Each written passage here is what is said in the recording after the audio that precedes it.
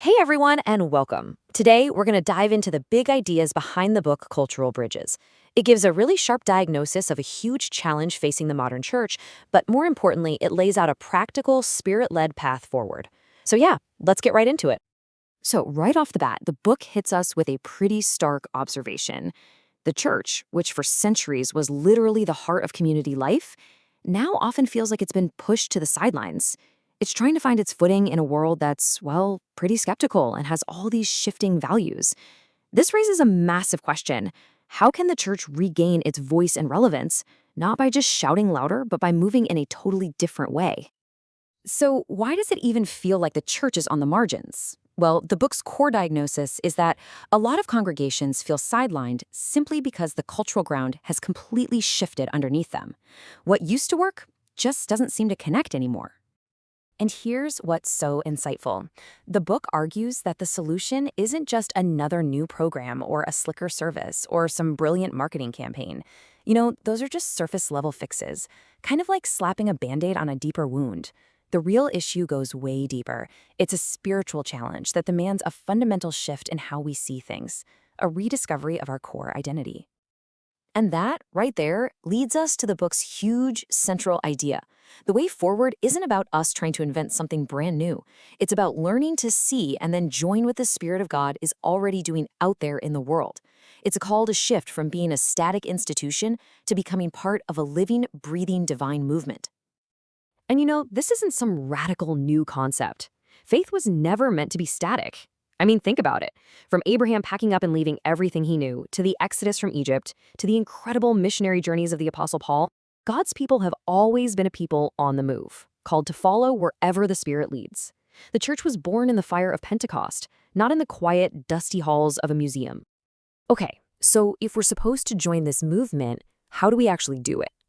How do we get ourselves aligned with what the Spirit is doing? Well, the answer lies in this really powerful framework the book calls the triadic balance. This framework is kind of like a three-legged stool. It rests on three absolutely crucial pillars: orthodoxy, orthopraxy, and a third one that might be new to you, orthopathy. When these three are held in perfect balance, that's when the church finds its true missional alignment and becomes this unstoppable force. Let's break these down real quick. First up, you've got orthodoxy. This is simply right belief. It's the what of our faith. The core, non-negotiable truths about who God is, what Jesus has done, and the authority of Scripture. This is the bedrock, right? It's our anchor. It gives us our message and our identity. Without it, we're just making noise. But of course, just believing the right stuff isn't the whole picture, is it? That brings us to orthopraxy, or right practice. This is the how we actually live out what we say we believe. The book makes a great point. Even demons have technically correct theology, but it doesn't change them. Faith without action is dead. Orthopraxy is our ethics, our service, our love for our neighbor. It's where belief becomes visible. And finally, we get to the third piece, the secret ingredient, really: orthopathy. This is right passion, or the right heart. This is the inner life, the part that's aligned with the Spirit. It's the why behind everything we do. It's that Spirit-given passion that breathes life into our beliefs and our actions, and it keeps them from becoming just sterile doctrine or, joyless, grinding duty. So here's the kicker, and this is so important. You absolutely cannot have one without the others. Orthodoxy without orthopraxy, that's just hypocrisy. Orthopraxy without orthodoxy, that's just aimless activism. And both of them, without the heart passion of orthopathy, are completely lifeless.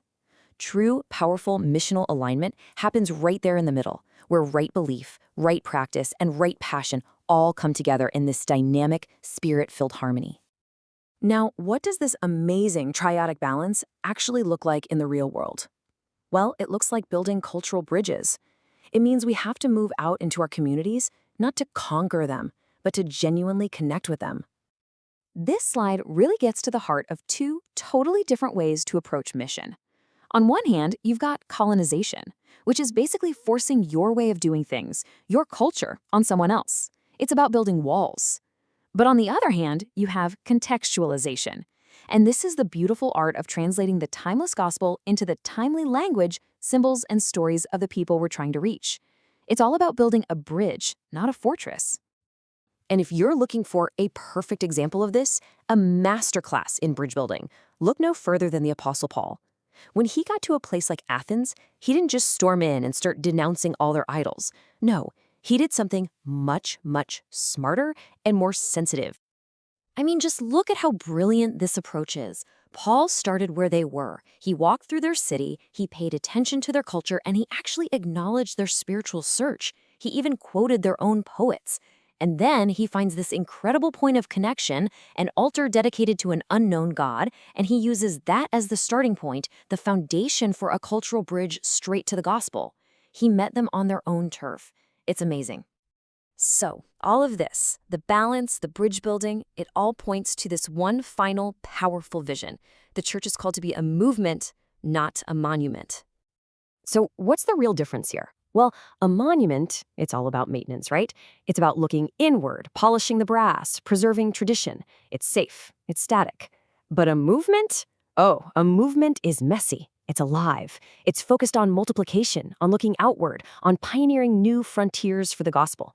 A movement is dynamic, adaptive, and just full of life.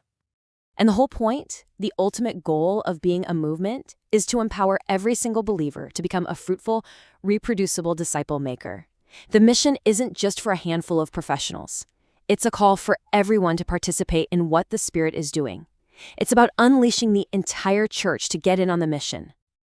And that leaves us with this one final, really powerful question to chew on. The Spirit is always moving. God is always at work in the world. So the question isn't if God is at work, but if we will join him. It's a call to get out of the monument and into the movement.